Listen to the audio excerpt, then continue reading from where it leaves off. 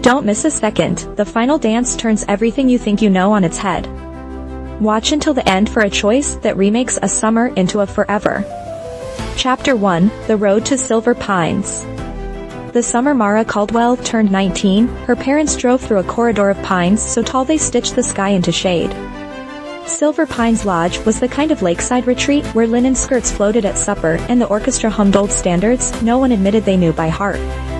Mara's father, Dr. Caldwell, to almost everyone, had been invited as an honored guest. Her mother had packed novels she never finished. Mara brought a notebook, clean and daring, to catch whatever the season might dare her to feel. The days were rehearsed, archery, lessons on etiquette that arrived dressed as waltzes, and awkward mingling on manicured lawns. But after dark, the lodge changed its shoes. There were knocks between staff cabins, laughter that ran like a river, and a bass line that leaked through the trees. Mara heard it on her second night, the sound of drums that did not ask permission. Curiosity is a kind of hunger no one can feed for you. When the moon was a thin coin above the lake, Mara followed the music to a maintenance hall behind the tennis courts. Inside, the staff had transformed the room into a pulse, hips laughing, arms drawing invisible calligraphy, bodies speaking the only language built for heat. She saw him then. Cole Rivera moved as if every muscle remembered a promise he had made to himself. He was the lodge's lead instructor by day, but here he was elemental. His partner, a willowy girl named Tessa, matched him like lightning twins. Watching them, Mara felt an ache she recognized, a wish to belong to a moment before it passed.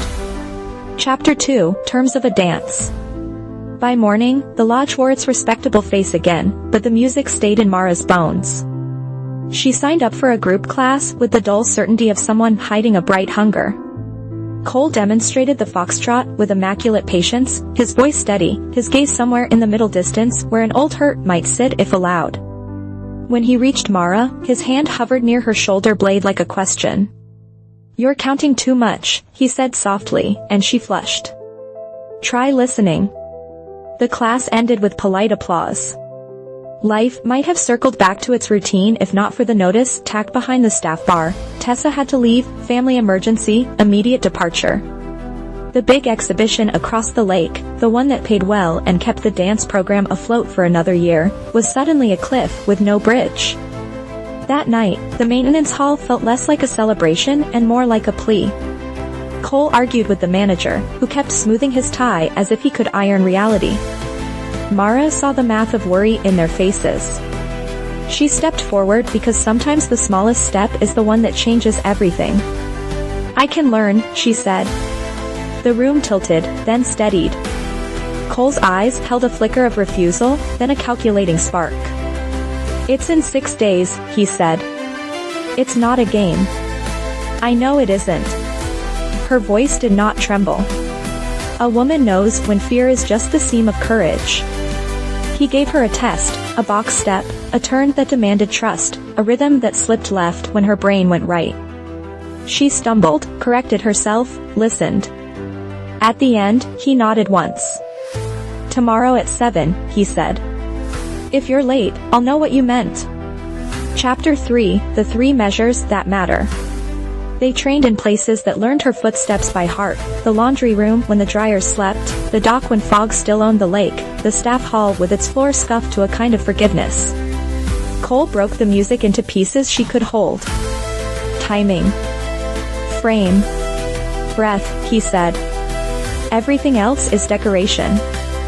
He was rigorous and spare with praise. When it arrived, it was a lantern. He corrected her with patience that came from somewhere older than pride. She learned that a dancer's hands speak in sentences, that an audience will forgive any misstep if you keep your face brave, that breath is not just oxygen, but agreement with the moment. The closer they danced, the more Mara understood the biographies of bodies. Cole's palms were calloused from a childhood that asked more than it gave.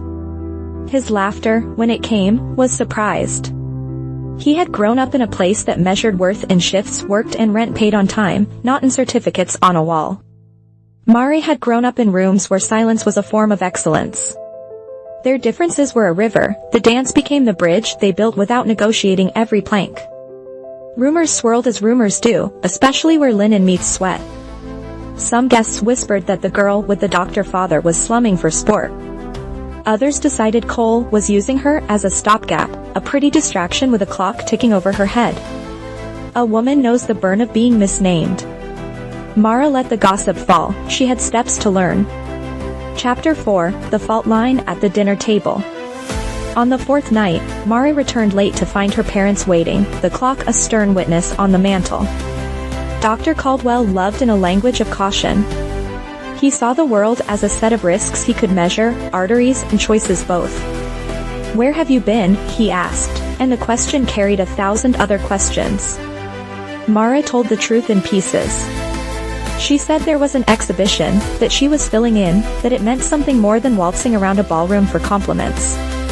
Her mother's eyes softened with reluctant wonder. Dr. Caldwell's tightened into fear he mistook for anger. "That's not your world," he said. "Men in any era have been fooled into believing worlds are assigned like birth certificates."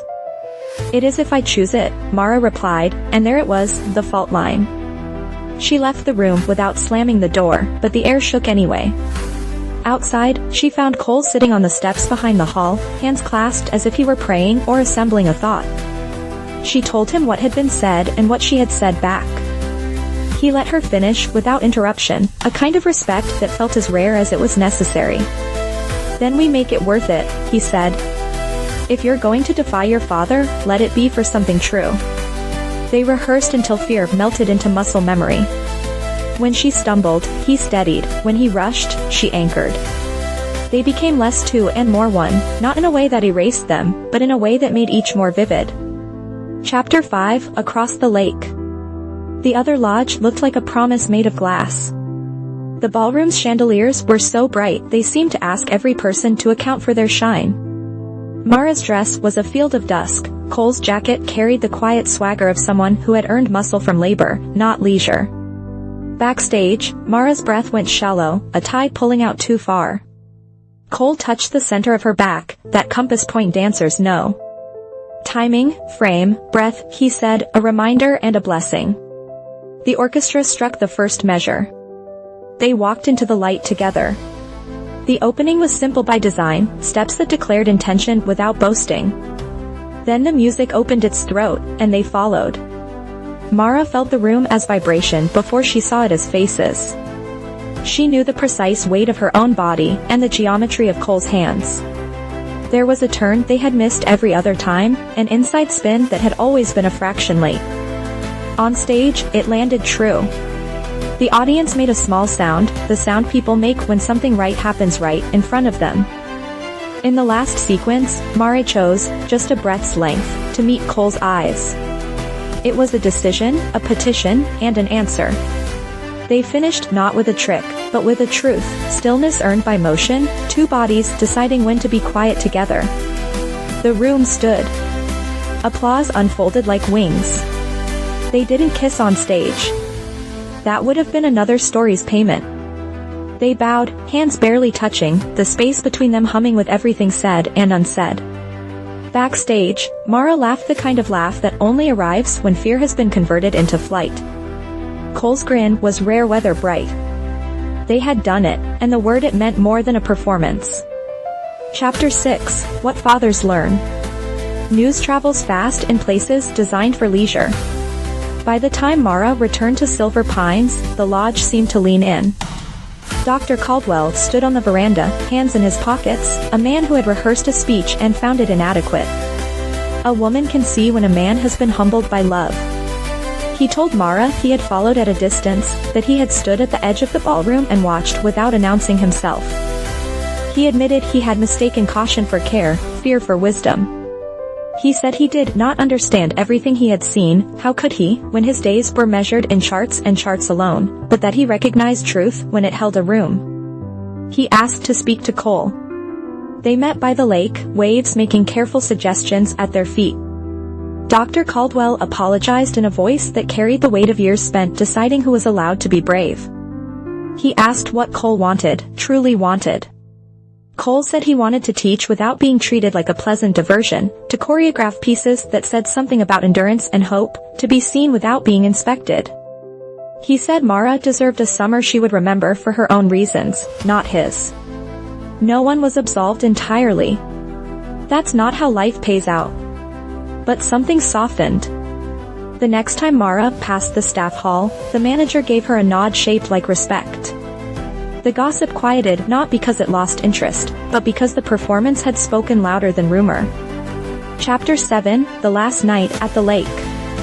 Summer is a contract with an expiration date, and their last week became a series of tender farewells to places that had learned their sweat, the dock at dawn, the quiet hallway of brooms and miracles, the patch of grass where she had once divided herself between obedience and desire. The lodge prepared its closing ceremonies with predictable grandeur. Guests packed trunks with souvenirs, as if the lake would forget them otherwise. For the final dance, Cole choreographed something that did not apologize for being joyful.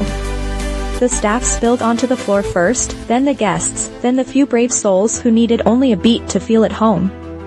Mara danced at the center with a steadiness she did not possess in June. She passed from partner to partner, a conversation of movement, until Cole found her again. They executed the phrases that had become their shared alphabet: pivot, draw, breath, writing their names on the season's last open page.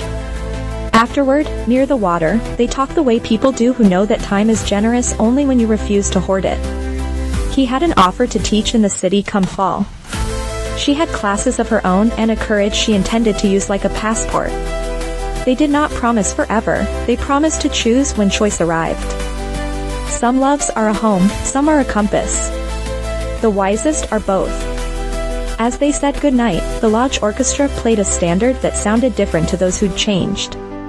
Mara held the moment close and then let it go, learning that love, like dance, rewards those who keep their eyes open on the turn. When the car pulled away the next morning, the pines kept their counsel. Mara watched the water until it became a ribbon in the mirror, thinking of timing, frame, breath, how a life is measured not in the steps you are given, but in the ones you dare to learn. Cole stayed on the dock a while longer, hands in his pockets, smiling at the thought of a stage he had not yet seen and a partner who had taught him that being met in the middle is not a compromise but a celebration. Silver Pines fell quiet until the next summer would ask its own questions. What remained were the steps two people had made inside a very brief forever, proof that when music finds you unafraid, you can become the person you meant to be all along. If this story moved you, please subscribe to the channel, activate notifications so you don't miss new tales, give the video a like, leave a comment with your favorite moment, and share it with someone who loves a good dance.